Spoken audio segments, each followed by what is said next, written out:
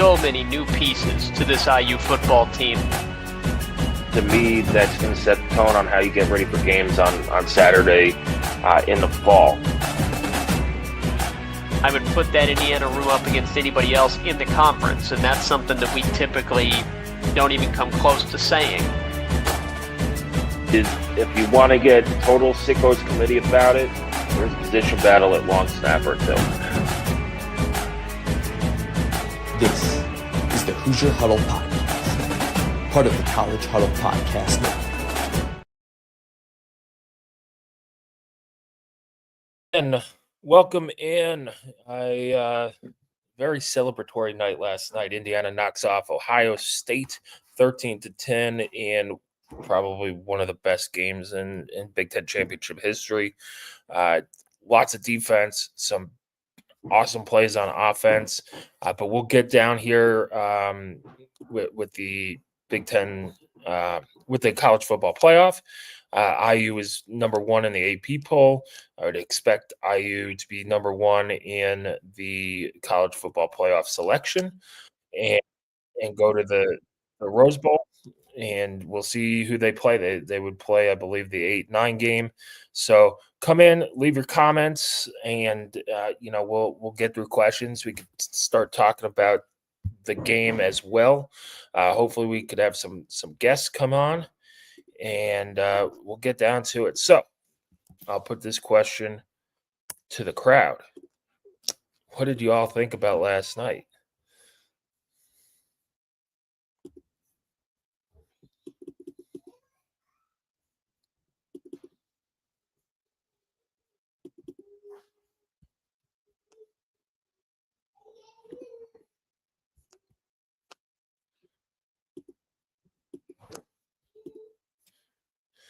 How does it feel to be number one?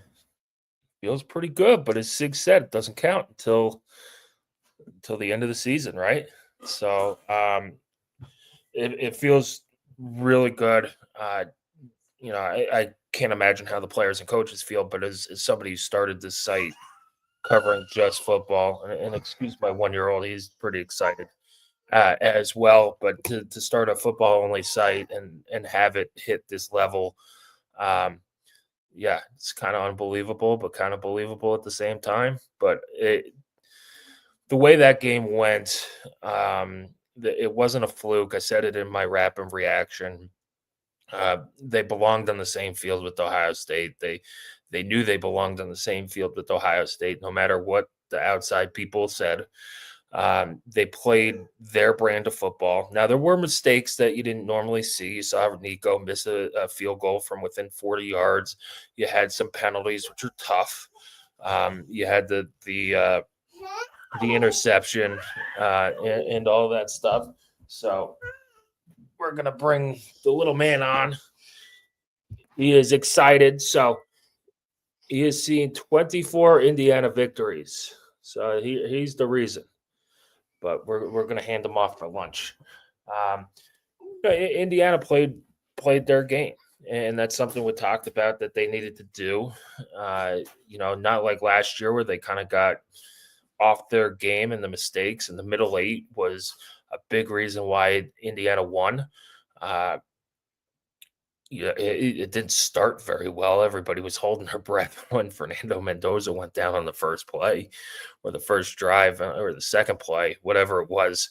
But, man, he's a tough dude. He made some big-time throws to Charlie Becker, to Elijah Surratt, and it was just a special game. Yeah, I bet Kirkwood was wild last night. Hopefully all the fish are still in the fountains.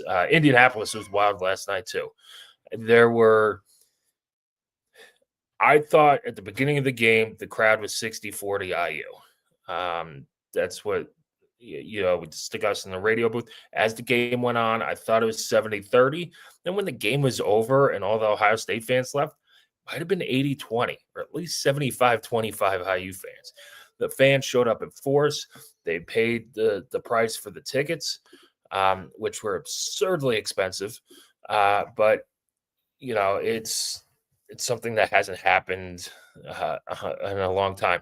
They were thinking ahead. They removed the fish on Friday. It's also winter and it's cold, and that fountain's not going. So, but I thought the play of the game probably was Julian Sand being ruled down short of the first down. But there are a couple other wild swings in that game. And I thought the middle eight, where Indiana kicks the field goal to go 10, make it 10-6. Ohio State gets the ball with about 2.5 minutes left in the half. They drive a little bit, but IU makes them punt. They take the ball into the half. Ohio State gets the second half kickoff. Indiana stops them and then goes down and scores a touchdown to take the lead. And really, that was the game-winning points right there. So, last year, the middle eight was the middle eight where you had the punt, drop, snap, the punt return, and all that stuff. But, man, they did. Yeah, the defense played extraordinarily well. I know Jeremiah Smith had 144 yards, but D'Angelo Pons was all over him last night. Nine tackles, running with him down the field. Jeremiah Smith's going to make his plays because he's an all-universe receiver. But Pons is also an all-universe defensive back, and that's what you got to do. That's the mentality of a good defensive back and a good corner is, hey, you might beat me once or twice, but I'm going to get you the rest of the time. And he did that. Thought Jamari Sharp played very well. The entire defense played well. Tucker was awesome last night. We talked about that pregame as well. And then we're getting ready to do the selection show here as they have Harry Lyles Jr. in Bloomington is live in Bloomington. So it's on ESPN now. If you want to watch it, tune into that. Obviously can't broadcast it on the thing, but I'll announce it as it goes. But yeah, Tyree Tucker was great. Mario Landino was great. Stephen Daly was great. The entire defense. Isaiah Jones is in the backfield all night. Elijah Hardy had the biggest play on defense with the broken up pass that led to an Ohio State missed field goal, which, man, to me, that's Ryan Day got out coached there. 4th and 1 from the 10, and maybe you're having flashbacks to the 4th and 1 they didn't get down in the third quarter. But kicking a field goal there for the tie is just so not aggressive and disappointing for Ohio State fans. But, he missed it, 29-yard field goal or 27-yard field goal. And then the play of the game, at 3rd and 6, own end of the field, under 2 minutes left, and you throw the ball. 33-yard pass from Mendoza to Charlie Becker. Charlie Becker was awesome last night. Omar Cooper goes down early, and Charlie Becker's filled in for each of the starting receivers, all year. When Elijah Surratt went down, he stepped up with the big game at Penn State. When E.J. Williams is out at Purdue, he stepped in and started. He had another big game against Wisconsin, and then he had his third 100-yard game last night. Kind of filling in that role for EJ and then filling in for Omar Cooper. So, he was kind of a gimme for breakout star of the year at the beginning of the year. But, man, he could play. And then he had the great chant, the OHFU, at the end of the game, which is fantastic. So let's get an update on the playoff reveal show. Let's see. This is my least favorite television show in the history of sports selection shows. And usually it's because IU's playing for, a middle tier bowl game and they don't get to those until like 4:00. But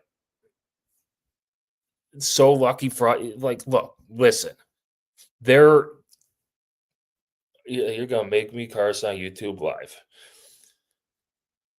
The luck is a product of preparation and hard work. They put themselves in the position to win. They're not fraudulent. They're 13-0. They rose the challenge on every time. So if you want to call them fraudulent,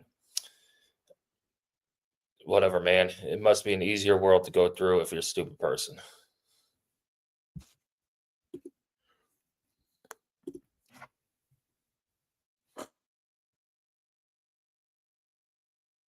Yeah, they got lucky and fraudulent. You could go back to Ohio. But so here's the thing with the college football playoff too. Duke won in overtime last night.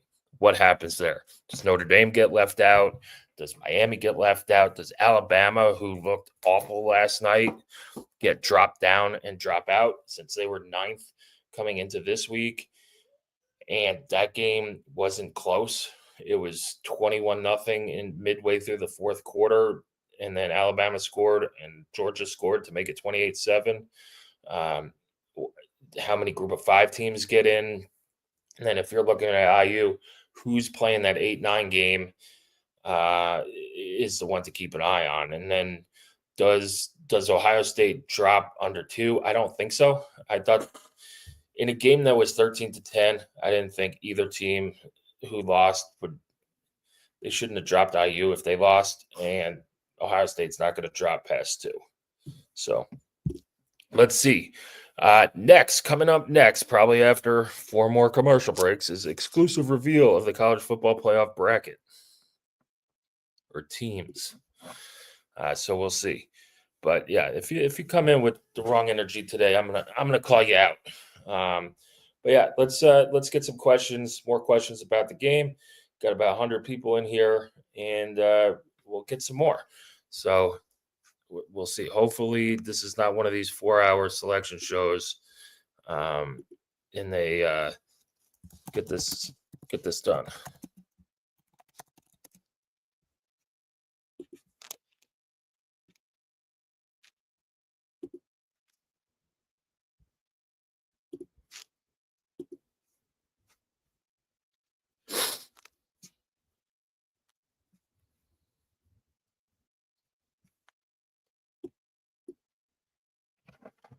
Did anybody go to the game last night?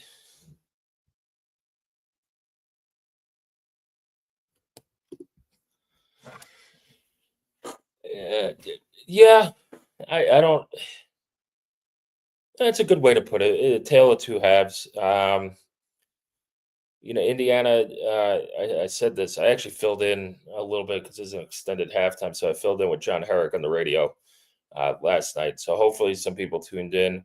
But yeah, Indiana. They had one drive stop at their own 49. They had 3 drives inside Ohio State territory and came away with 2 field goals. There were plenty of missed opportunities for IU. They had the missed field goal. You get a pick that gets returned inside the 25. You only get 3 out of it, which kind of, reminds you of what Michigan did last week against Ohio State, where they got, the 2 early scores, but it's still just 6 points. And it was, it was kind of a little flashbacky there. But the defense held them down, and there were missed opportunities in the first half for Ohio State too. But the touchdown that IU gave up, it was not pass interference. The rules are that if the pass is behind the line of scrimmage, you could go and hit the guy. It's a great play by Ohio State. It was a terrible play call and a terrible throw. But that, you kind of give them 7 points there, especially with the penalty that puts them down inside the 8 or so. So it was, that was a missed opportunity too. Then second half, you're right. Ohio State, they missed the field goal at the end of the game to tie it. They had, multiple red zone trips. They had the 4th down stop where Sands' knee hit the ground short of the first down. And they moved the ball well in the second half. I mean, IU moved the ball well too. I think IU was just outgained by, let's see, they were outgained. It wasn't by much, if at all. Second half, it was 20 yards. Ohio State had 194 yards. IU had 114. Where the big difference was in time of possession. Ohio State chewed up the clock for 18 minutes and 37 seconds. IU had it for 11:19. That math ain't mathin', but that's what the official stats say. So let's Let's check in on this reveal. They're still talking. Nick Saban's wearing his Alabama blazer, probably saying it's another quality loss for the SEC. From our friends over at the Ohio Podcast, if you haven't listened to them, they do a awesome job. They always have me on as a guest, and super respectful, knowledgeable Ohio State people, which is rare to find. So, yeah, it was a heck of a game last night, and the IU deserves it. So let's see. They're still just yapping. No, nobody's yapping. They're just showing pictures of people live in different places. Now Marty Smith is going to talk about how Alabama is the only FBS team in the top 10 of FPI, SOS, and SOR. Okay. Best win of the season on the road at UGA. Okay. And then DeBoer's quote is, "We played, they didn't." Okay. So I guess this is where it's going to get tricky and all the drama is. Alabama played an unnecessary game. It is an extra game. I think a lot of it's unnecessary.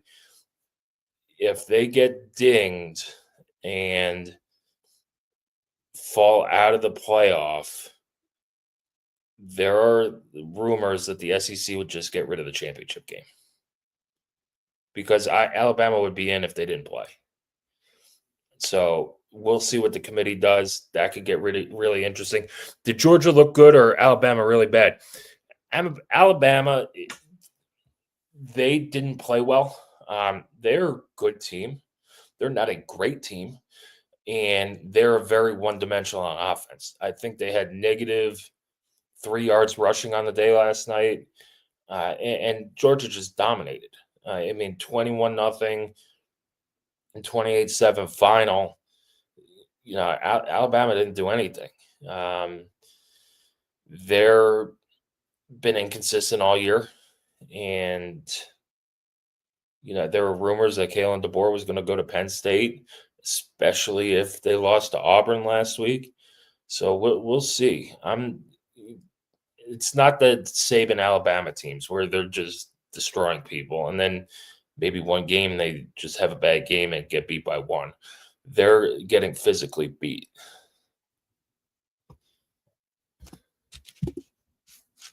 All right. Now who do we have from Miami? Feeling confident. Chris Budden, Miami Report. Feeling confident after yesterday's results. Head-to-head win versus Notre Dame should not be a debate. She's right. Should not be a debate. I know people are like, hey, Notre Dame looks better at the end of the year. Miami lost 2 games in the middle of the year on the road. It's one at home, one on the road. The head-to-head has to matter. It's a 12-game season. It has to matter. Like, why bother playing the games if the head-to-head doesn't matter? And they're right next to each other. It's not like, oh, Miami's 9-3 or 8-4 and they beat Notre Dame, or Notre Dame's only loss and they're so far apart. So we'll see. Does JMU get in?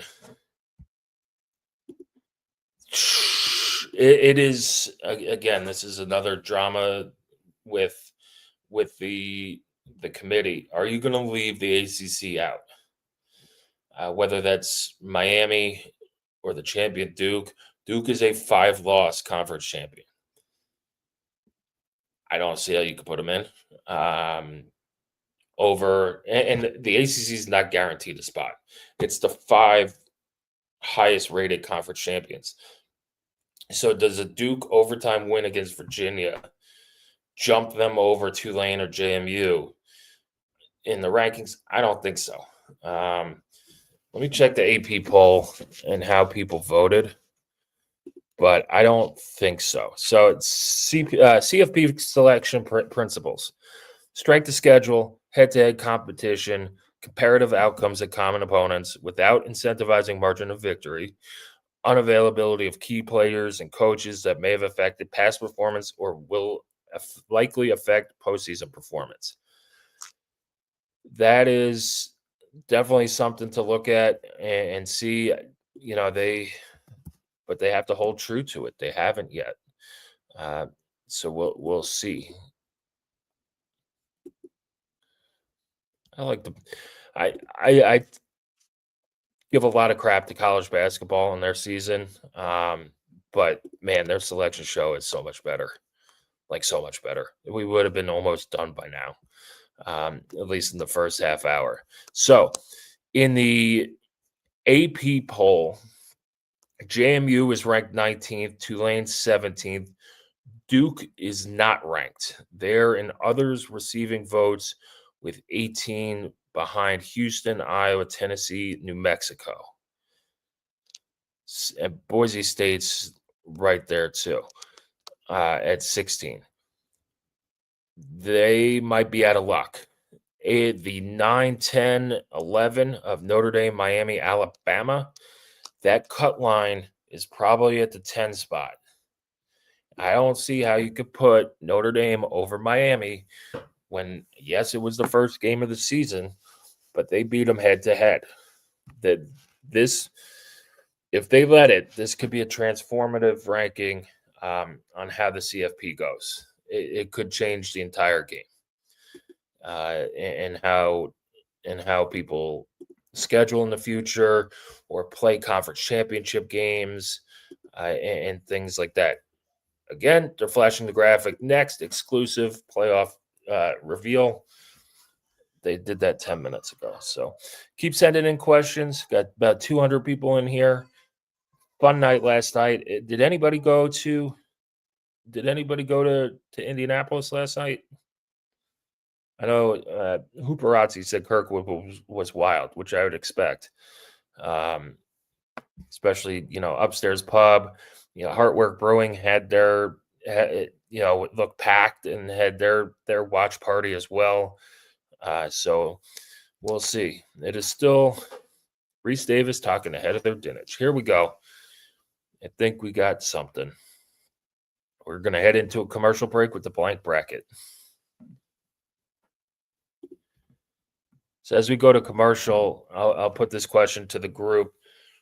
Who do you want IU to play, or who do you want IU to kind of avoid? I know, we're not scared of everybody or anybody. We could beat anybody, and IU's proved that. But who do you not want to see in the first round? Or the quarterfinals, sorry. The quarterfinals. Because IU earned that bye week, the bye into the quarterfinals.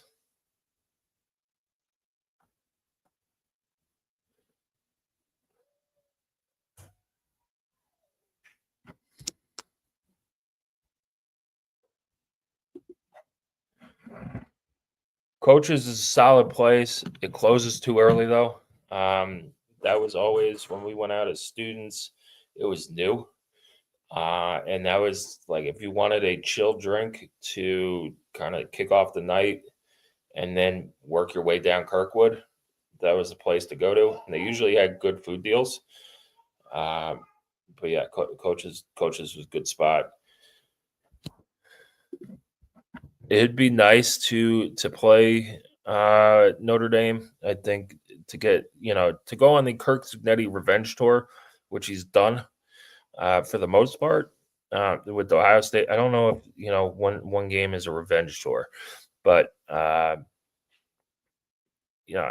it's he got the revenge on Ohio State this year, and then we'll see what happens. Notre Dame probably scares me the most because of their running game, and their defense is not as good as it was last year, and IU shouldn't be scared of them, especially going out west. The travel is the same for both teams. I do not want to face Oregon. I also don't want to hear their fan base for a week, and it'll be more than a week. It'd be like a week and a half. It'd be like a month. First of all, they haven't shut up since last year. All season long, they've been in my mentions on X. They've been on my mentions on TikTok, whatever. They DM me. It's been more than a week. But yeah, they're just annoying. They think they're God's gift to football. Now, look, I appreciate them being an independent since I am kind of a traditionalist, but it's like, dude, you lost 2 games and then played nobody. So I would not be upset if they get left out. Would not be upset at all.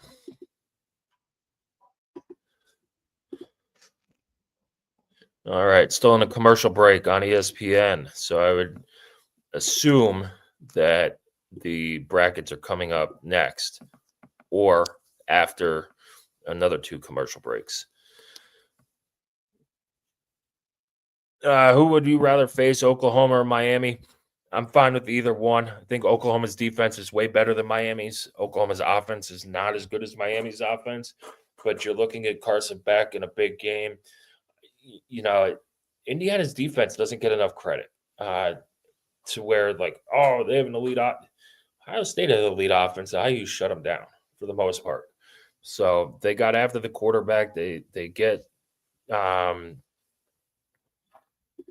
they get their turnovers and all that stuff. So I'd rather face Oklahoma. I think that would be a cooler game, but Miami's fine with either one. Did Mendoza seal the deal for the Heisman? Probably. He made some big time throws there, like big time throws. Down the field to Surratt with the back shoulder. You had Charlie Becker down the middle of the field. The throw to Riley Nowakowski on 4th down on like 4th and what was it, 3 or 4, where he's rolling the other way and then throws it across the field. It's a big time throw. He's also shown guts, coming back from that hit early on where it looked like he died. But I get people think he's dorky. He is dorky. I mean, he started his playoff, pregame preview presser saying, "Hi, I'm Fernando Mendoza. I'm the quarterback at Indiana." It's like, yeah, dude, we know who you are. It's just not a job interview. But that's what makes him great too. He's kind of like Andrew Luck that way. Who replaced Omar? Give us the background. It looked like Omar had a leg injury when they threw that ball deep. Didn't get the pass interference call. So, all right, here we go. Playoff selection. I'll get to that. Indiana's no question number 1. So they are number 1. Given Indiana highlights. There's Mendoza, Charlie Becker, Julian Sayin getting crushed by Isaiah Jones, Mendoza, Charlie Becker, and raising the trophy. So I used the number 1 seed. No shock there. We'll see if I would assume that Georgia would be the number 2 seed as the SEC champion. Ohio State is the number 2 seed. Wow. Okay. Well, that guarantees that Indiana won't face them until the national championship again. I like that move. If a lot of talk was between Indiana and Ohio State being the 2 best teams.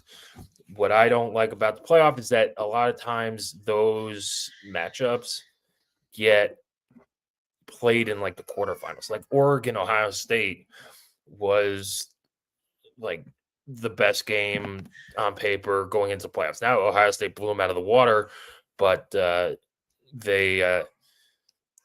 could have been a national title game in the quarterfinals, which I think that's the issue with playing a playoff, is that you get some of these upsets and matchups that you think could be a national title matchup get played early on in the tournament, and it just kind of takes away from it a little bit. But that's the nature of the playoffs. So here we go. 3 seed. 3 seed is Georgia. 3 seed is Georgia. So that's interesting There's no SEC bias in this. No SEC bias in this ranking right now. The SEC title champion is behind the runner-up in the Big Ten. So a lot of respect for the Big Ten. I thought it would be flipped. I thought Georgia would be 2, Ohio State would be 3. So kind of a surprise there. And then the 4 seed, is Texas Tech. So your 1 through 4 seeds, Indiana's number 4, or Indiana's number 1, Ohio State's number 2, Georgia's number 3, and Texas Tech is number 4.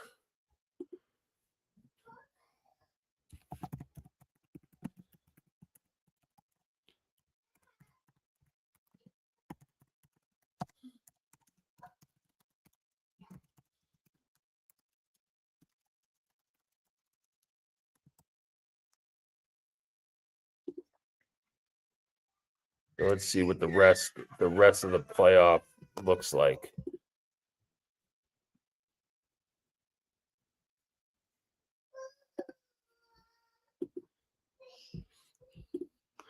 Who replaced Omar? Charlie Becker replaced Omar, and then they used EJ Williams a little bit. Oregon gets the 5 seed. They feed into the Texas Tech quarterfinals at 11-1. We'll see who they play. But back up to Omar Cooper. It looked like he got hurt on that long pass that no pass interference is called. And then probably a calf issue. He went back to the locker room, came back, still in uniform. Was moving okay, not moving great. So we hopefully get more this week on him. But they used Becker. EJ Williams filled in. And then they used LeBron Bond played, Jonathan Brady played, and Davion Chandler was in there. So it was kind of a committee. But if you were going 1 for 1, it was Becker started for EJ Williams. And then when Cooper went out, Becker filled in for Cooper. And they went by committee with EJ Williams' position. Ole Miss at the 6. So Ole Miss will feed into the Georgia quarterfinal.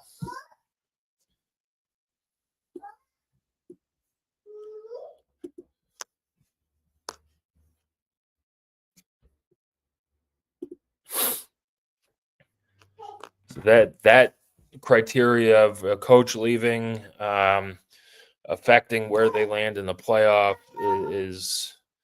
didn't really come into play.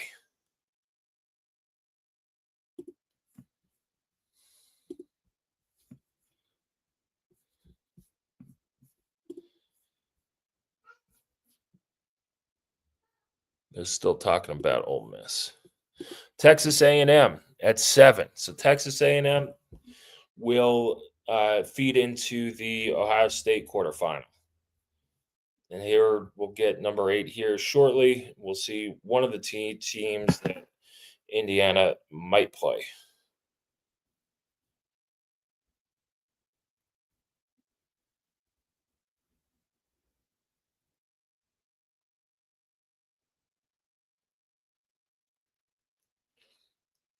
All right, here we go with number 8 coming up. Brady finished with, give me a second here. Brady finished with 2 catches for 20 yards. All right, next seed coming up. Number 8, it's Oklahoma. I think they're at number 8. So Indiana would face the winner of Oklahoma. And then we'll wait on the number 9 seed. This is where Miami, Notre Dame, Alabama come in. I doubt they put Alabama at 9. They came into the weekend at 9. They've already lost to Oklahoma. I think it'd be a disservice to have a rematch in the first round when they just played a few weeks ago. So they're giving the resume comparisons between 9, 10, and 12. BYU is at was at number 11. They got their butts kicked against Texas Tech. So they're probably on the outside looking in. This might be OU Notre Dame. Let's see. Number 9. Waiting for commercial break now. Alabama. Wow. Okay. So Indiana will play the winner of Oklahoma, Alabama. Alabama did not get punished. I like that matchup too. Alabama did not get punished for losing the SEC title game. So they're a 3-loss SEC team. This probably is not good for Notre Dame or Miami.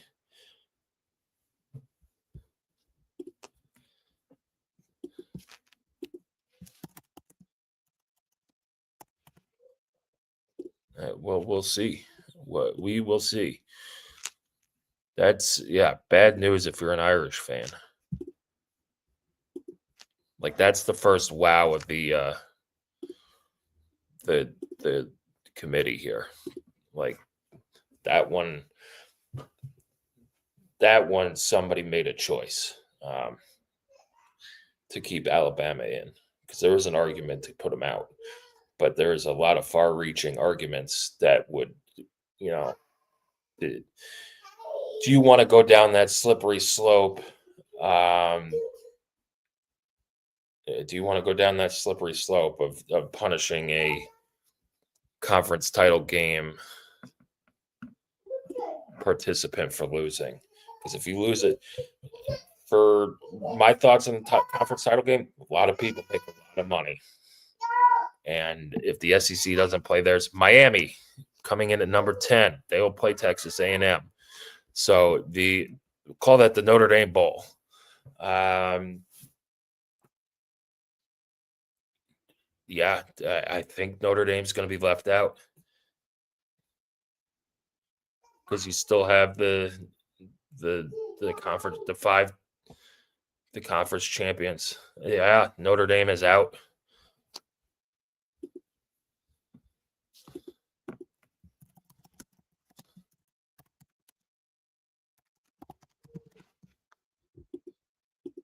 So Uberazzi, we'll probably hear from them, but it'll be a lot more crying than trash talking.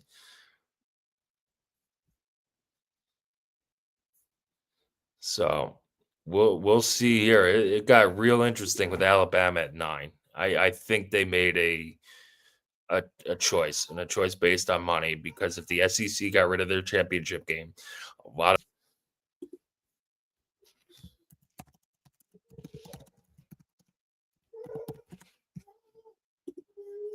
and then I like Miami.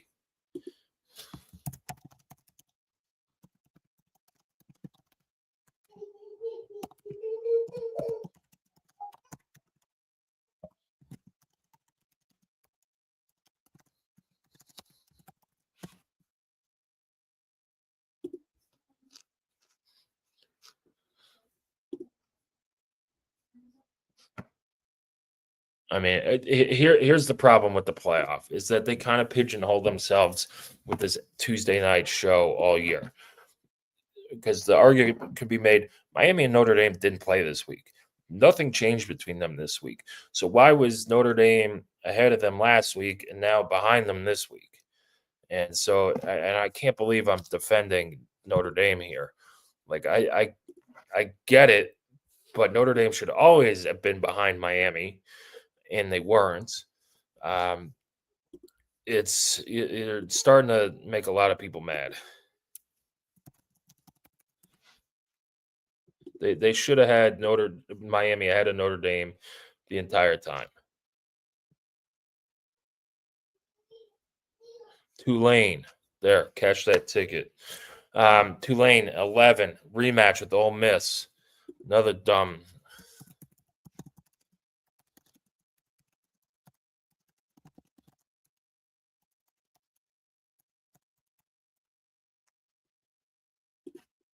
Like I don't understand why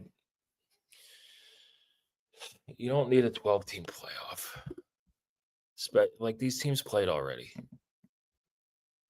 Like Tulane deserves to be in, but there should only be the final show. There shouldn't be every Tuesday night because you pigeonhole yourself. Like nothing changed between Miami and Notre Dame this week. Nothing. And Miami jumps Notre Dame. So James Madison is going to be 12. Yep. So they'll go play at Oregon. So here's the bracket. Let's see if we could screen grab it real quick. Maybe not. We'll get it here in a second. So 2 group of 5s are in at 11 and 12. I don't like having a rematch of a game from the regular season. You played it already. Why bother? Again, Miami should have always been over Notre Dame. But somehow this week, when none of them play, they that's when they decide to flip them. It makes no sense. No sense. So let's see. I'll get the bracket up here shortly. And everybody see, let me get this Hoosier Huddle podcast thing out of the way.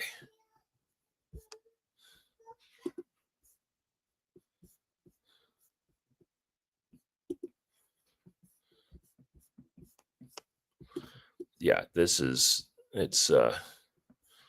not the best. That's a lot of people are going to be talking for a lot of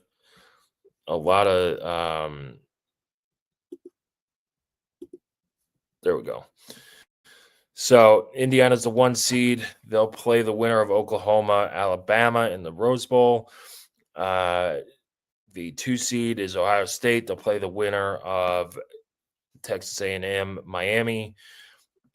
Georgia's the 3 seed. Will play the winner of the rematch between Ole Miss and Tulane. And then Texas Tech is the 4 seed. They'll play the winner of JMU at Oregon. So you get some cool venues to host playoff games. Texas A&M, Ole Miss, Oklahoma, and Oregon. And then, people go into those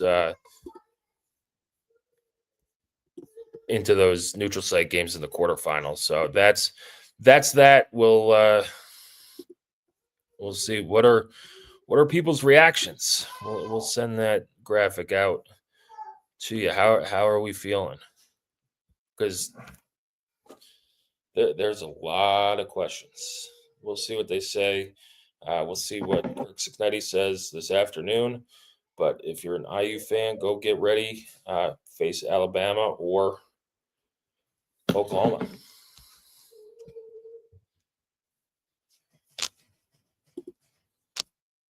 I mean, they did leave. I mean, it came down to Miami beating Notre Dame. The problem is that Miami was behind Notre Dame coming into this week, and that game happened in August. So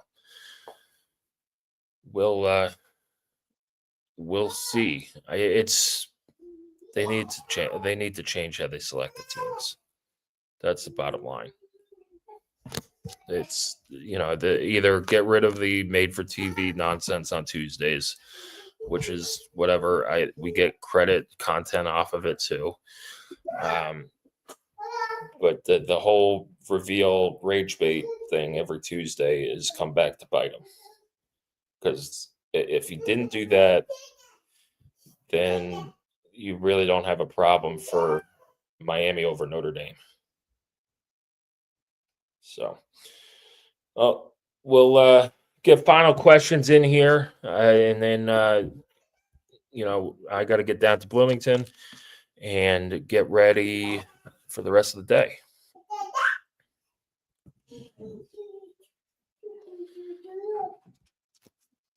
All right. Thanks, guys, for joining us. Thanks for logging on. Enjoy it. Go watch some Oklahoma, Alabama tape for another rematch. 2 rematches in the first round that had already been settled. So, hopefully they don't kill the regular season, because that's what makes this sport special. All right. Thanks for joining us, guys.